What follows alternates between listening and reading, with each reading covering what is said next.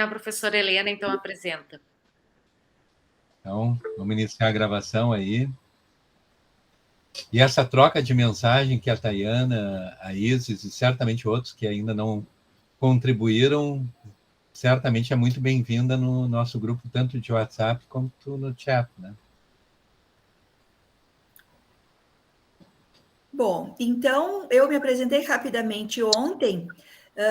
Eu sou professora na Universidade Federal de Ciências da Saúde de Farmacologia. O meu treinamento, logo depois que eu me formei em medicina, foi em neurologia, mas eu sempre tive muito interesse e a percepção de que neurologia e psiquiatria não podem e não deveriam estar separados da forma como se faz hoje em dia. Por quê? Porque as doenças psiquiátricas, as questões de saúde mental, têm a ver com o nosso biológico, né? Com o funcionamento do sistema nervoso central.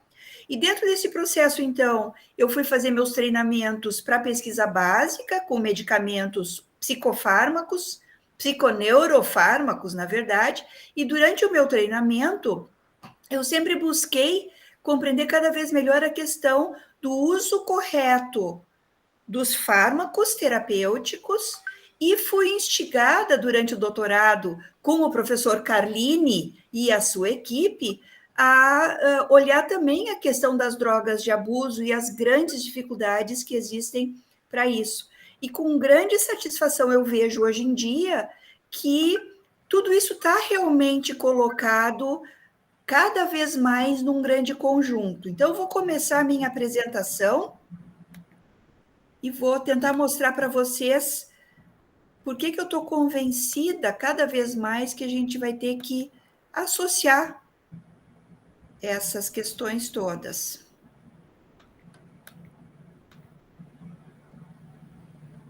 Imagino que vocês estão vendo a minha apresentação. Sim, tudo certo. Né?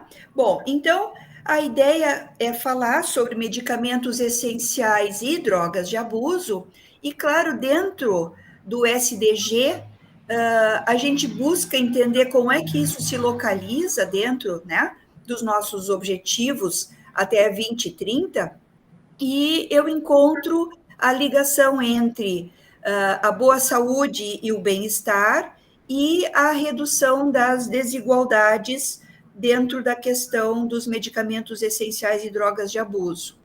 Quando a gente pensa, então, em boa saúde e bem-estar, vocês veem os vários pontos que são colocados, não é, nessa questão, e basicamente a gente tem a questão dos medicamentos essenciais sendo apontados em várias dessas questões, além de que drogas de abuso entra no item 3A da implementação do controle de tabaco e no item 3.5, que é a prevenção e tratamento de abuso de drogas.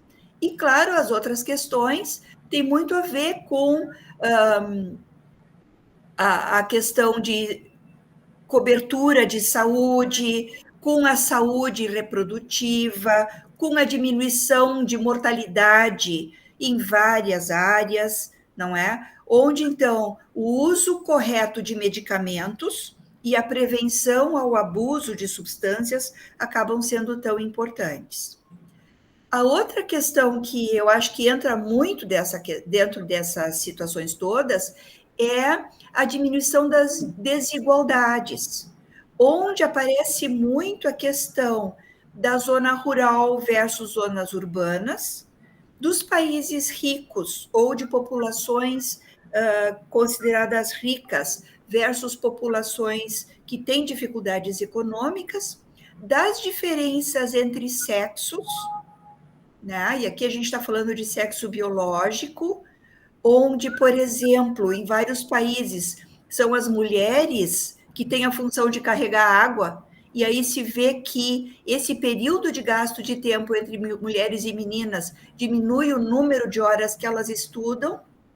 A questão que hoje em dia no Brasil está se discutindo tanto, a questão da menstruação entre as meninas e mulheres, o quanto isso, de alguma maneira, perturba o funcionamento do dia a dia dessas pessoas, né? E, claro, cada vez mais nós vamos ter que se preparar ou nos prepararmos de uma forma geral e monitorar estratégias para incluir na força de trabalho, na força educativa, na força produtiva, os idosos, não é? Já que a nossa sobrevida está aumentando tanto, enfim, uma coisa muito boa e que, a meu ver, tem a ver também com as medidas de uso correto de medicamentos.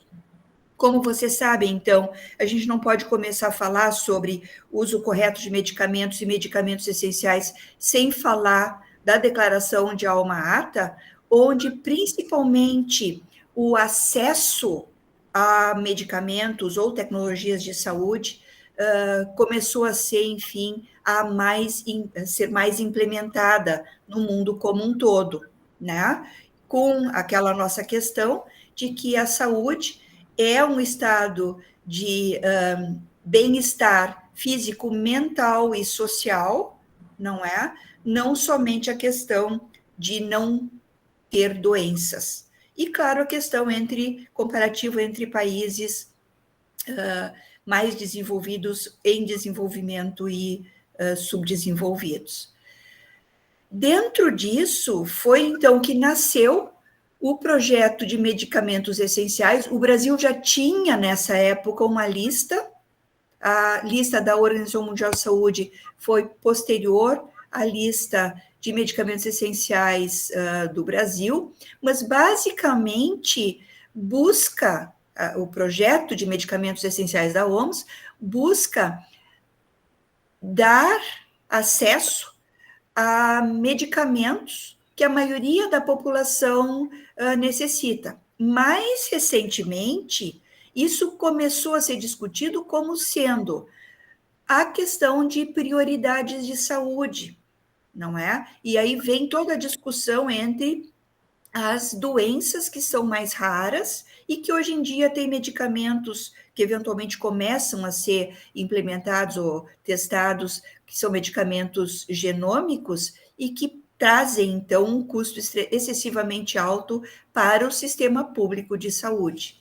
Então, basicamente, a discussão envolve questões de saúde que sejam relevantes populacionalmente, epidemiologicamente, com uso de medicamentos, conforme o professor Ayrton já colocou, que tem evidências de eficácia e segurança, e que tenham uma boa avaliação de custo-efetividade. Dentro disso, então, que a gente estava começando a notar o interesse de vocês em relação à farmacoeconomia. Esses medicamentos devem, então, estar disponíveis no contexto de funcionamento de sistema de saúde, em todos os momentos, em quantidade adequada, sem interrupções, portanto, para os pacientes, nas dosagens apropriadas, e por isso a lista de medicamentos essenciais para crianças também começou a ser criada, né? E que, de alguma maneira, garanta a qualidade e a informação adequada sobre aquele medicamento.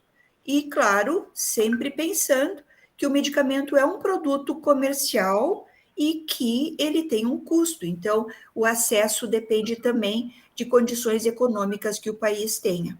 Por outro lado, dentro dos signatários, ou entre os signatários, ficou acordado que é uma responsabilidade nacional a oferta desses medicamentos e, portanto, é um custo público, claro que pago pela população daquele país. A primeira lista, então, foi lançada em 1977, com um pouquinho mais do que 200 itens, e, como eu disse, a lista de medicamentos essenciais para crianças só foi lançada em 2007. Vejam que é muito tempo, 30 anos depois. Até então, as crianças eram tratadas com meias doses das formulações existentes para os adultos. Foi lançado agora, em setembro de 2021, a 22ª lista, elas são lançadas a cada 2 anos, e vocês veem que a gente já tem o dobro, mais do que o dobro de itens do que da primeira lista. foi lançada também a 8ª lista para crianças. E, basicamente, né, a estrutura que pensa no acesso a medicamentos de uma forma prioritária para toda a população, não é? Ela envolve a seleção racional, então, baseada nas diretrizes clínicas, promovendo o uso racional, e, de novo, cada país teria as suas diretrizes e, portanto, pensaria nas suas necessidades, sempre pensando nas prioridades para o envolvimento do governo no setor farmacêutico em geral, e eu acho que isso é a grande dificuldade que nós temos no Brasil. Nós não temos uma indústria inovadora farmacêutica, e, pelo que eu entendo, isso foi uma decisão governamental de alguns anos já atrás, né? Mas que, de alguma maneira, ofereça o suprimento de medicamentos no setor público como parte dos serviços, e que tenha esse apoio de medicamentos também no setor de seguros de saúde particular. E, por outro lado, que essa lista seja construída de uma forma sistemática e transparente, e, de novo, insistindo, baseado em evidências. As listas, então, são modificadas ou construídas a partir das doenças mais comuns e queixas mais comuns dos nossos países, enfim, do Brasil, a determinação da escolha de tratamento, construindo-se diretrizes clínicas que acompanham, então, a inclusão ou não daquele medicamento na lista de medicamentos essenciais nacionais. A partir disso, então, são estabelecidos 2 processos, não é? A supervisão e treinamento para aplicação das diretrizes clínicas e o financiamento para o suprimento desses medicamentos, e, com isso, o envio de informações para os cuidados dos pacientes e a informação do paciente de o que utilizar. E eu acho que isso entra dentro um pouco do que foi comentado, de que o paciente, sendo educado para a questão da medicina baseada em evidência, ele pode também, de alguma maneira, e deve apresentar demandas do que é necessário para esses grupos de pacientes. Aqui a gente tem um fluxo da forma de participação da Conitec em relação a essas diretrizes clínicas, não é? E, de novo, vocês podem ver que qualquer profissional de saúde, governos, pacientes, podem pedir a inclusão ou alteração dessa lista, mas o painel de parceiros, digamos assim, especializados, vai fazer essa análise de documentação e revisão da literatura. Vai haver, então, a interação com o público de uma forma geral, e a decisão ou não é, da inclusão ou retirada daquele produto no RENAME. A outra questão que é importante quando a gente considera medicamentos essenciais é a questão de medicamentos falsificados, não é?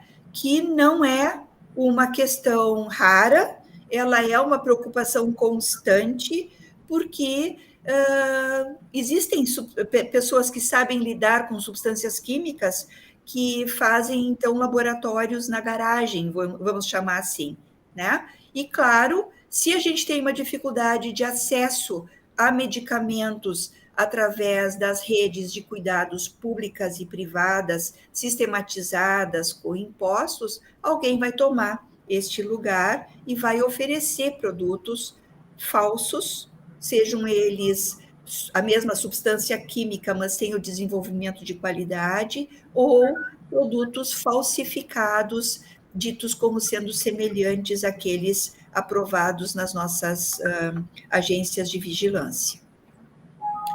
A outra questão que ainda está sendo muito discutida, não é? É a questão de o que pode ser incluído. Será que o nosso governo deve incluir todos os medicamentos? Aqui entra a porta da judicialização de medicamentos, não é? Já que está descrito que a saúde é um direito de todos. E aí a gente tem que pensar como fazer o acesso a todos os medicamentos para todas as pessoas. E a outra questão é como definir prioridade. É prioridade porque existe uma necessidade epidemiológica para muitas pessoas, ou é prioridade porque existe uma doença muito grave que coloca em risco a vida de uma pessoa e, portanto, o volume de recurso que o país tem poderia ou deveria ser canalizado para aquela situação clínica. São decisões éticas, humanas, humanitárias, espirituais muito difíceis, não é, de se chegar a um acordo. Bom, a nova lista que saiu, então, agora em setembro de 2021, ela tem a descrição, então, da comissão técnica, e essa descrição aponta que foram aumentados os números de fármacos relacionados a tratamento de vários cânceres, foram incluídos análogos humanos de insulina, e novos medicamentos, é uma área que está muito cheia de produtos inovadores no diabetes. Foi incluído os medicamentos utilizados para o tratamento de tabagismo, foram incluídos novos antimicrobianos e foi incluído um tópico adicional de material tecnológico para odontologia. E, claro, a questão de como é que a Organização Mundial de Saúde poderia trabalhar com todos os países, junto à indústria farmacêutica, para que essas substâncias químicas se tornassem menos custosas do ponto de vista econômico.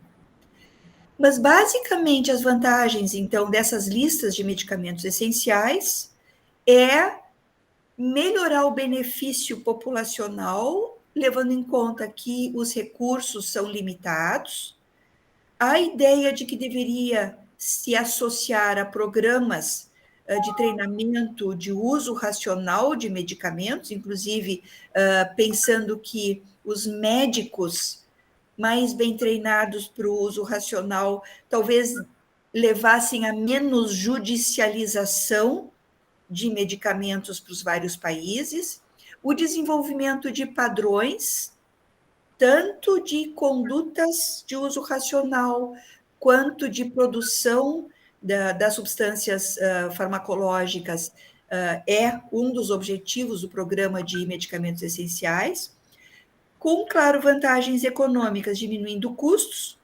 simplificando os sistemas de aquisição desses vários medicamentos, e vantagens médicas, onde então nós teremos uma melhor qualidade de atendimento de saúde, não é? Com mais informação, tanto do prescritor quanto do paciente. Claro que a gente encontra vários materiais de educação em relação às questões de medicamentos essenciais, então a Associação Pan-Americana de Saúde faz todo no seu site uma descrição dos critérios éticos relacionados à promoção dos medicamentos, e que, de alguma maneira, então, a lista de medicamentos essenciais ajuda também a conter essa promoção, eu vou chamar de maligna, que o professor Stein já comentou, dos laboratórios em cima dos médicos e também dos grupos de associações de pacientes. A questão, então, das listas de medicamentos essenciais, que podem ser mais específicas, então, inclusive, eu vou mostrar um documento que saiu em maio do ano passado a respeito de medicamentos essenciais e Covid, né? A questão da farmacovigilância, tanto para erros médicos quanto para medicamentos falsificados ou, não é, efeitos adversos raros, e, claro, a questão das harmonizações regulatórias, não é, que são necessárias em relação aos vários países, visto que medicamentos falsos sofrem também o mesmo processo de tráfico que as drogas de abuso, que não têm aplicação clínica, segundo a OMS. Vocês podem ver que nas listas de medicamentos essenciais, os medicamentos, a lista é composta de um número muito maior de agentes anti-infecciosos, que é a lista, que é o grupo de medicamentos listado mais acima, seguido de antineoplásicos, seguido de hormônios, inclusive anticoncepcionais, seguido de medicamentos cardiovasculares e vacinas. E aí os outros grupos de medicamentos em um número razoavelmente menor. Esse site é muito interessante porque ele nos dá uma ideia de o quanto cada uma das listas de medicamentos essenciais dos vários países se aproxima em número da lista de medicamentos da OMS. Então, eu coloquei aqui do Brasil, não é? Nós temos, da anterior, a 21ª, que o Brasil tem mais ou menos a metade da sua lista Rename semelhante à lista de medicamentos essenciais, mostrando, então, de alguma maneira, o quanto cada país pode adaptar a lista conforme as suas necessidades.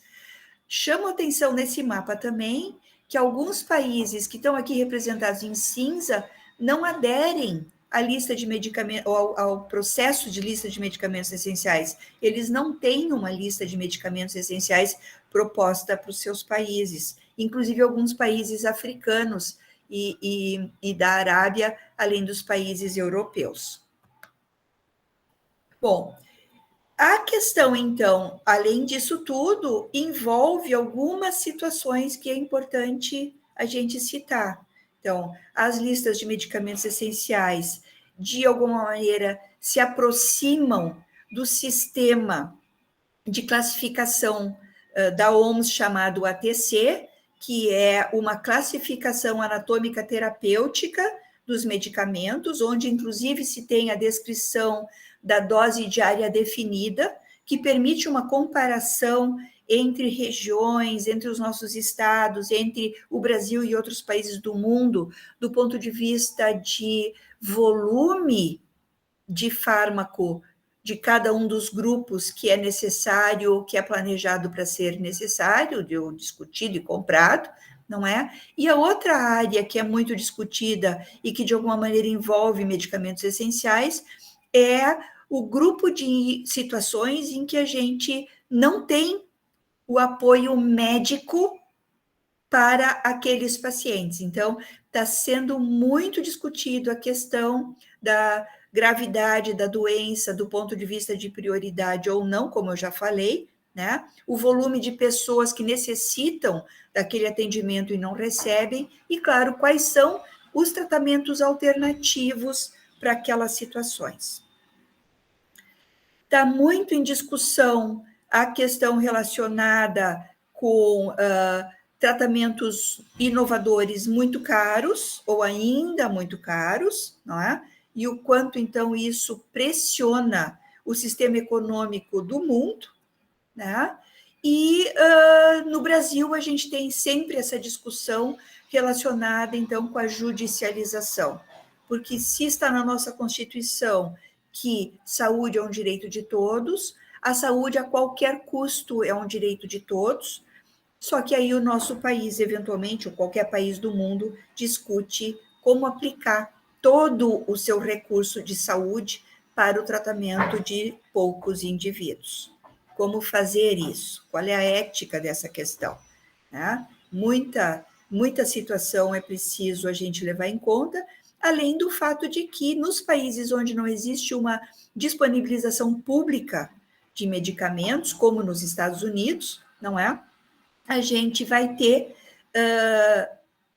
a não utilização do medicamento, ou seja, passa a ser um uso não racional, um medicamento que é prescrito e não é utilizado pelos pacientes, eventualmente até porque eles não têm dinheiro para comprar este medicamento. Como eu comentei com vocês, a OMS é bastante ágil em relação à lista de medicamentos essenciais para situações graves, então vocês veem que em março de 2020, ou seja, mais ou menos 2 meses da declaração da pandemia Covid, não é? Foi lançada a lista de medicamentos essenciais necessários para pacientes em UTI com Covid. Aqui é discutido, então, a questão de anticoagulantes, glicocorticoides, alguns antibióticos necessários pós, não é, infecção, apontam que não existe tratamento para o COVID propriamente dito, mas sim para tratamentos sintomáticos. E, claro, vários problemas relacionados à lista de medicamentos essenciais aconteceram durante a pandemia. Então, por exemplo, a Anvisa alertou em junho de 2020 que houve falsificação de medicamentos, ou continua a falsificação de vários medicamentos para a hepatite C. A gente ouviu na mídia a questão de vacinas falsas, não é, para a Covid ou para outras doenças infecciosas. A gente vê a questão de discussão científica também, de medicamentos falsos e produtos de saúde falsificados. Nos Estados Unidos, esse professor Alexander, que é membro da Sociedade, da Academia Americana de Medicina, coloca a discussão de que os Estados Unidos vai ter que desenvolver uma estratégia de medicamentos essenciais, inclusive para evitar que haja falta de medicamentos das várias áreas. Na África, o acesso a medicamentos essenciais dos vários pacientes também foi avaliado e mostrou que durante a pandemia esse acesso foi prejudicado, não é? Inclusive por falta de medicamentos ou por falta de abrirem os locais onde as pessoas poderiam buscar os seus medicamentos. E, portanto, a teleentrega começa a ser cada vez mais discutida de medicamentos essenciais, é uma coisa que eu acho que no Brasil a gente vai também começar a discutir um pouco mais, não é?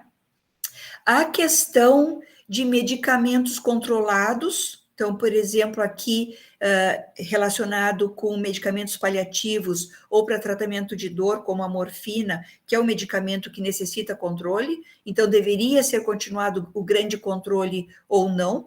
O Brasil decidiu a questão do receituário eletrônico, evitando incluir nesses receituários eletrônicos medicamentos de ação central, porque podem induzir dependência, né?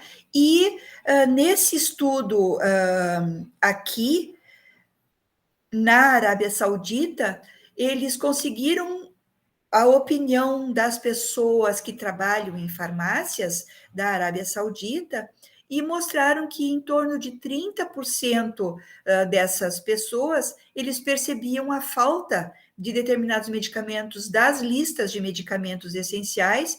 Vejam que o medicamento, ou um dos que mais faltou, foi a própria hidroxicloroquina, e claro, se ela está sendo utilizada de uma forma incorreta para a COVID, ela deixou de estar disponível para os pacientes que necessitam tomar a cloroquina, que tem esse efeito imunossupressor para uma série de outras doenças.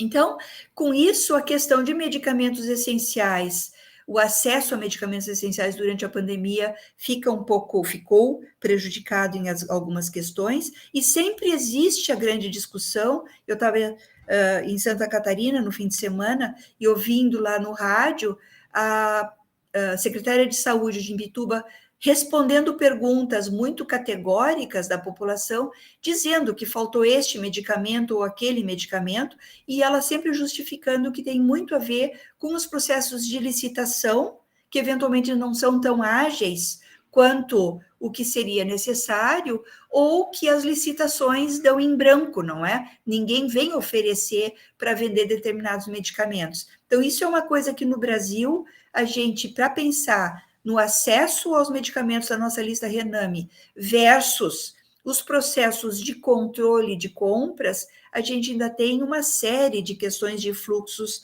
para discutir, melhorar, inovar, implementar, enfim, precisa ter um controle fiscalizatório, mas precisa ter acesso. Do ponto de vista, então, do emparelhamento, eu vou dizer, da questão de medicamentos prescritos com a questão de abuso de substâncias, óbvio que dos medicamentos prescritos, como morfina, como benzodiazepínicos e uma série de outros fármacos psicoativos que são psicotrópicos ou entorpecentes, a gente tem que olhar a questão do uso correto para evitar o abuso e a dependência. E, por outro lado, a gente tem também substâncias que são de abuso, lícitas ou ilícitas, não é? E que a gente, durante a pandemia, ouviu também muitas informações e se tem a designação de vários problemas de acesso excessivo, e aí eu vou chamar assim, dessas substâncias de abuso entre os usuários de drogas lícitas ou ilícitas. Nessa questão, então, de uso de drogas, de abuso, como eu vou passar, então, a chamar, não é? Apareceram muitos estudos, muitas discussões a respeito da saúde mental, né? A ansiedade, a depressão, eventualmente relacionado com o isolamento, e aí eu vou chamar isso de distanciamento social de uma forma geral, não é?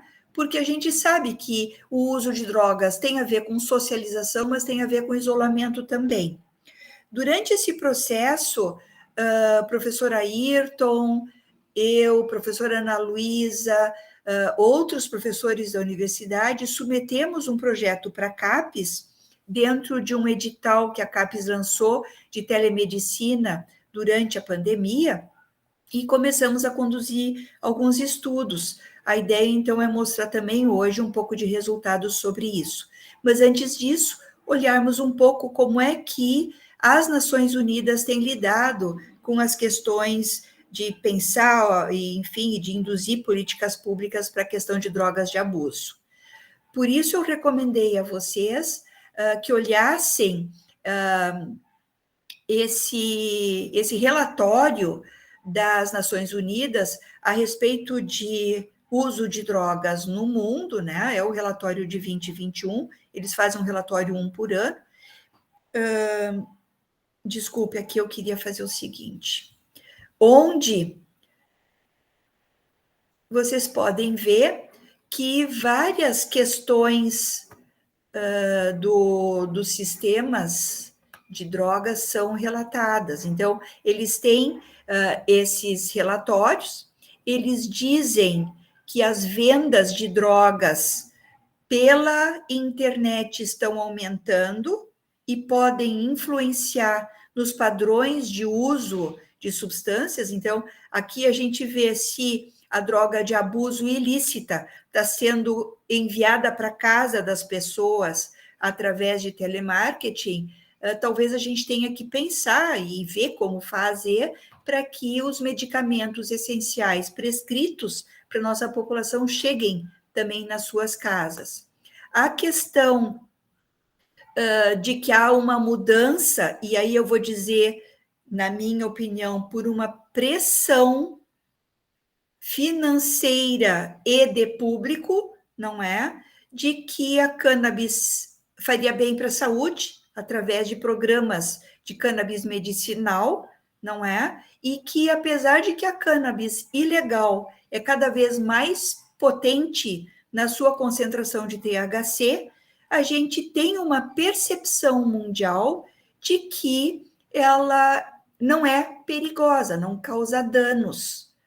E, de novo, isso é uma situação complicada, Porque se a gente vai lembrar das grandes propagandas que a indústria de tabaco fez nos anos 60, não é?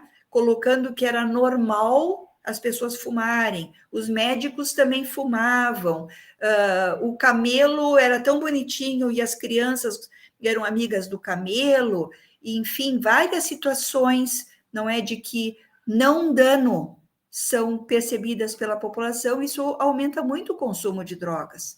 O outro grande exemplo é da própria cocaína. Nos anos 80 se discutia se a cocaína produzia dependência ou não. E como a dependência à cocaína ela é multifacetada, ela tem várias características que epidemiologicamente, se a gente não separar cada uma dessas características, a gente não consegue mostrar uma síndrome de dependência e de abstinência à cocaína. Nos anos 80, 90, a gente teve essas epidemias e continua tendo uma endemia importante do uso de cocaína, porque as pessoas dizem que não dá dependência, que a síndrome de abstinência é frágil, não é? Então, são questões que a gente vai ter que cuidar em relação a esse relatório que as Nações Unidas estão lançando em relação à cannabis. A outra questão, não é que alguns processos inovadores para prevenção de drogas e serviços de tratamento começam a aparecer. No entanto, a própria Nações Unidas aponta que é preciso trabalhar mais nessa questão, não é? E que está continuando um aumento no número de pessoas que usam drogas, e aqui álcool e tabaco não são olhadas pelas Nações Unidas dentro desse projeto, porque são lícitas. Esse sistema da UNODC olha as drogas ilícitas, o tráfico de substâncias, não é? Várias questões de lavagem de dinheiro, enfim. E a grande preocupação, não é? Acaba sendo a África neste momento, porque o aumento de consumo de drogas ali está aumentando. Com a diminuição financeira de todos os países, se propõe que haverá um aumento, não é, de consumo de drogas, porque economicamente as pessoas estão fragilizadas. E, por fim, as novas substâncias psicoativas, os NPS, parece que estão reduzindo. Então, é uma das poucas boas notícias que esse relatório de 2021 nos apresenta. Bom, em resumo, não é? De uma forma geral, o relatório faz uma projeção para 2030 de que nos países em desenvolvimento ou pobres vai haver um incremento de até 40% da população em risco para o uso de substâncias, que vai haver um aumento de em torno de 10% de risco aumentado para o uso de substâncias em países como o nosso, não é? E que nos países mais desenvolvidos economicamente pode haver uma redução pequena, mas sim uma redução no consumo de substâncias. Os projetos educativos dos países europeus em relação à educação infantil e juvenil, envolvendo artes e esportes e falando menos da prevenção da droga em si, parece que é um dos grandes caminhos que está ajudando os países da Europa a prevenirem o início de uso de substâncias precoces entre crianças. Do ponto de vista da cannabis, a questão de que a indústria da cannabis está, de uma forma, eu vou chamar de transgênica, eu entendo muito pouco de agronomia, aumentando a concentração de THC nas plantas, faz com que haja um risco aumentado, não é, de consumo, de dependência, de indução de alterações psicoativas, mas a percepção das pessoas, como a gente já viu, é de menos risco.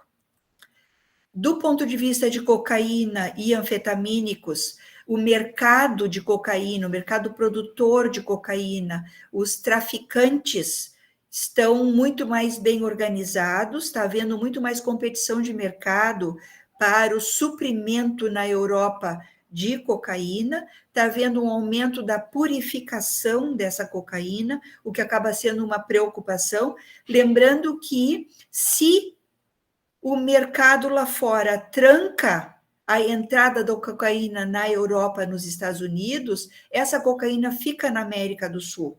Isso nos atinge diretamente. Então, isso é um grande exemplo da questão de saúde global, da questão relacionada com o que pode sobrar para o nosso país, do ponto de vista de cocaína purificada que não consegue chegar à Europa, ou a cocaína não tão purificada que tem mais componentes como o crack, como a oxi, que acaba ficando aqui, e, claro, muito mais prejudicial para esses usuários ilícitos. A questão relacionada da previsão de uma crise econômica que vai, de alguma maneira, fortalecer a ocupação de áreas agronômicas para a plantação de eritroxilon coca ou de cannabis ou papoula, não é? E, portanto, com isso, o empobrecimento da população, podendo levar a mais uso de substâncias ilícitas, né? E que, de alguma maneira, a gente precisa, como eu estava comentando com vocês, também avaliar no nosso país. Então, nesse nosso projeto de teleintervenções para detectar e minimizar o impacto emocional trans e pós-confinamento em pandemias, a gente está desenvolvendo essa análise de um estudo feito pela internet, né, de saúde mental, distanciamento social e uso de drogas. A nossa primeira onda de coleta de dados foi em agosto, setembro de 2020. Nós tivemos uns 2.000 pessoas que fizeram as respostas ao Assiste e avaliação de saúde mental, e temos, então, já uma coorte em segmento com 1.000 dessas pessoas.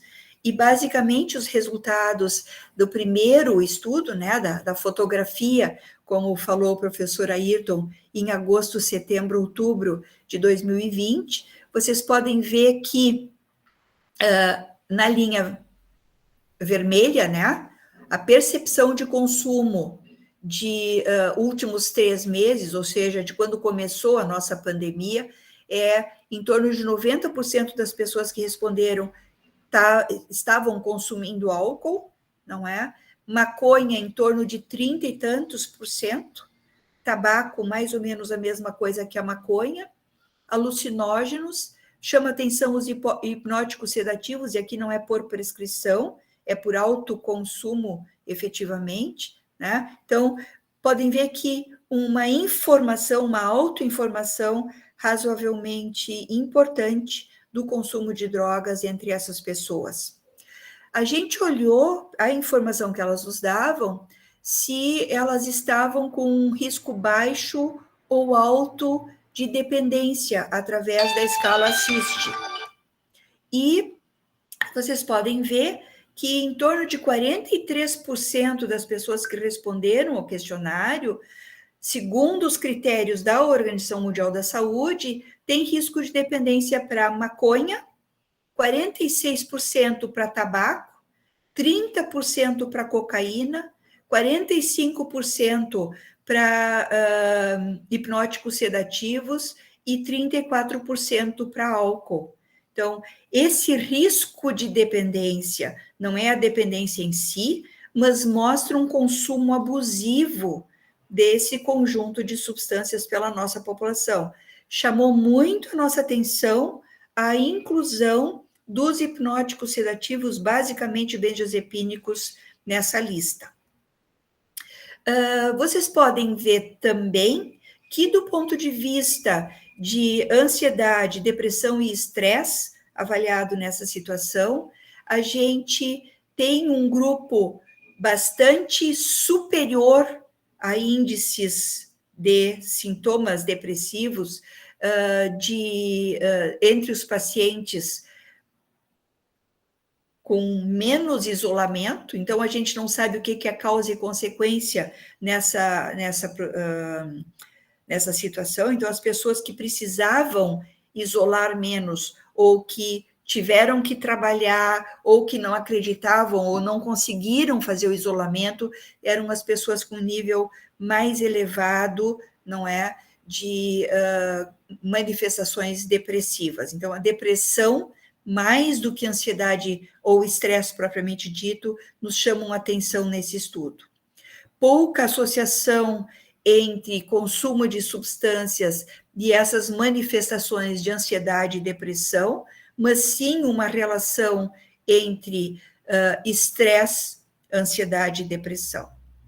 Do ponto de vista de percepção de aumento ou diminuição de consumo de drogas, é que a gente achou que os resultados são os mais interessantes. Então, as pessoas na casinha aqui, né, com mais alto isolamento, foram as pessoas que descreveram que apresentavam uma diminuição no consumo do álcool, tabaco, maconha, cocaína ou anfetamínicos. E as pessoas que tiveram menos isolamento, por decisão pessoal, por necessidade de trabalho, foram as pessoas que mais aumentaram o consumo de álcool, maconha, cocaína e inalantes. O Brasil é um dos países onde o abuso de inalantes é um dos mais altos na América Latina. E do ponto de vista, então, de fatores que levaram a uma diminuição do consumo, realmente o distanciamento social favoreceu um menor consumo das várias drogas.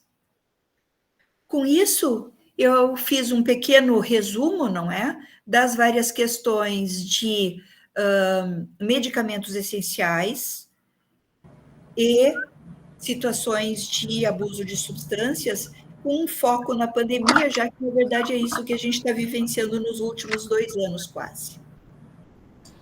Perguntas, estou à disposição. Muito bom, Helena. Excelente. É uma visão bem ampla e a complexidade do tema, né? Que eu acho que é o mais... Não é por acaso que soluções não são fáceis, né? Não são fáceis. Não adianta proibir tudo, não adianta liberar tudo. O equilíbrio, me parece que não é a situação. E é muito preocupante essa desordem do uso de opioides, se chama, né, doença de abuso de opioides, porque a gente já comentou em outra, eu acho que foi na aula de saúde global da universidade, que nos Estados Unidos é muito comum, né, Helena?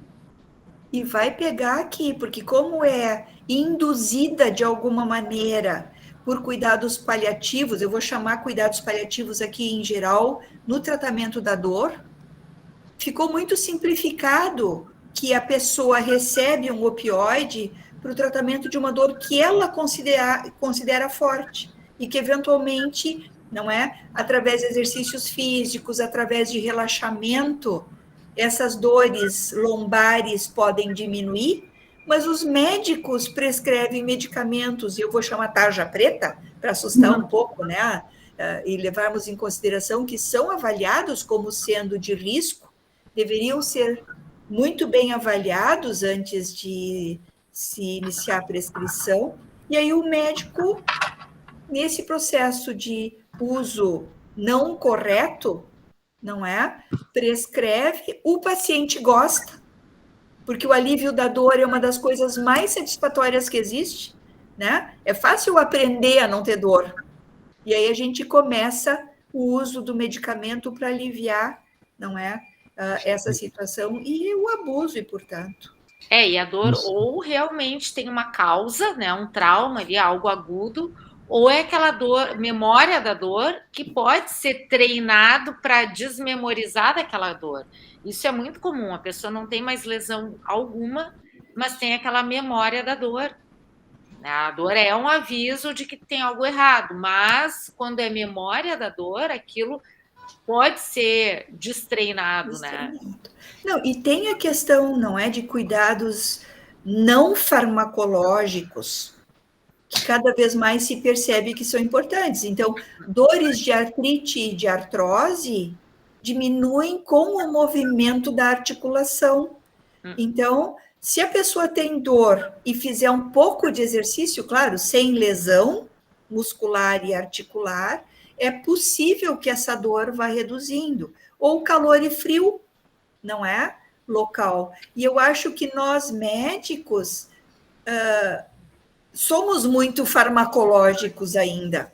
E a gente ainda não está usando as evidências que já existem para as outras medidas, não é? Que são terapêuticas também.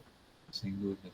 E isso evidencia até nos experimentos de ratos, né, sobre a dor, né? Eu imagino que isso fica muito mais evidente em experimento animal, né, Helena? Exato, é muito translacional. Bom, está aberto aí as perguntas. Mara, quer fazer algum comentário?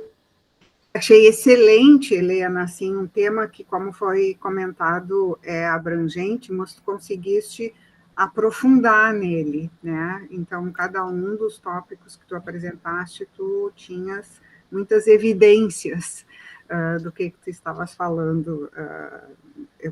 Uma parte dessa tua aula, acho que eu já tinha assistido, mas é sempre uma nova aula. Gostei muito. E sim, esse uso dos medicamentos para passar a dor são um problema muito importante, e infelizmente a gente tem aquela coisa assim de uma hora chega aqui, né? Uma hora chega aqui no Brasil, quero dizer, e com o problema não só para o indivíduo, mas para a família, para a sociedade, é algo que vai ficando como uma bola de neve, né? Exatamente. O Alcides tem uma pergunta, né? Bom, parabéns, professora Helena, pela apresentação. Não, só gostaria de reforçar essa questão do uso das drogas, dos abusos da droga, do uso da droga lícita ou ilícita, né? Nos Estados Unidos saiu essa semana lá pelo CDC uma série histórica de abril de 20 a 21, abril, falando que as mortes por abuso de drogas superou as mortes no trânsito, por exemplo, dos Estados Unidos como um todo. Então, são situações que a gente ainda vai se desdobrar realmente aqui para o Brasil, seja confinamento pela pandemia, ou seja pelo estresse, né, de certas atividades, até a nossa atividade em saúde como um todo, atividade dita essencial aí, né, na sociedade, o acúmulo de estresse, ansiedade, insônia e uso de diversos medicamentos, sem dúvida alguma, para isso ocorrerá danos e um risco maior a gente fala intoxicações exógenas / suicídios, enfim, aí não sei qual termo a gente utilizar melhor, mas, sem dúvida alguma, são repercussões que irão nos acometer. Esse é o comentário que eu gostaria de fazer. Obrigado pela oportunidade. Obrigada. Achei excelente esse comentário, Alcides, e me remete, assim, para a qualidade do atendimento médico, né, a comunicação com o paciente. Então, assim, que percentagem de pessoas usarão, achando que é como qualquer outro medicamento que reduz a dor, e, na verdade, assim, ignorou, não foi comunicado para ele de maneira efetiva o risco de adição utilizando aquela droga. Mas uma coisa, eu lembrei, desculpa, essas políticas nossas também são... É claro que a gente trabalha com redução de danos, e lá nos Estados Unidos, a proposta lá do CDC foi disponibilizar mais naloxone, que é para fazer o efeito, cortar o efeito dos opioides em geral, mas eu acho que é muito mais profunda a discussão, né? Não é só você disponibilizar pontos de medicamentos para reverter o efeito da droga e discutir o porquê da droga, da prescrição da droga lícita e o uso do ilícito, né? Então, acho que a gente precisa amadurecer muito essa conversa ainda.